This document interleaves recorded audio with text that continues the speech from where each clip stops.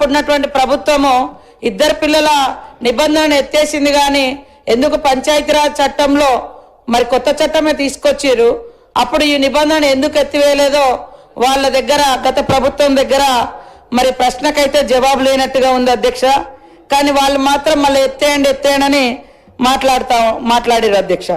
కాబట్టి ఈరోజు అదే సమయంలో పొరుగు రాష్ట్రాలైన ఏపీ కర్ణాటక మధ్యప్రదేశ్ వంటి రాష్ట్రాల్లో కూడా ఇద్దరు పిల్లలకు మించి ఉంటే జీపీలో పోటీకి అనర్హులన్న షరతులు లేవు అధ్యక్ష కాబట్టి గ్రామీణ ప్రాంత ప్రజల ఆకాంక్షలు ప్రజల అభిప్రాయాలు కోర్టు కేసులు జనాభా తగ్గుదల వంటి కారణాలు ఇవన్నింటినీ దృష్టిలో పెట్టుకొని ఈ ఎలక్షన్ల పోటీకి ఇద్దరు పిల్లలు మించి ఉంటే మరి అనర్హులు అనేటువంటి నిబంధన తీసేసి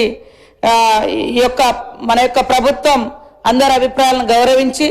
రాష్ట్ర ప్రయోజనాలను దృష్టిలో పెట్టుకొని మరి 1:7 లాగా ఉండేటువంటి పాపులేషన్ ఉంటే రాబోయే తరాలు అంతరించిపోయే ఉంటది జనాభా తగ్గుదల మూలంగా కాబట్టి ఆ నిష్పత్తిని పెంచాలనే లక్ష్యంతో కూడా రాష్ట్ర ప్రయోజనాలు సమాజ ప్రయోజనాలు తెలంగాణ ప్రయోజనాలను దృష్టిలో పెట్టుకొని ఈ యొక్క పంచాయతీరాజ్ చట్టం సవరణ చేయడం జరుగుతూ మేము ముందుకు ఈ బిల్లు తీసుకురా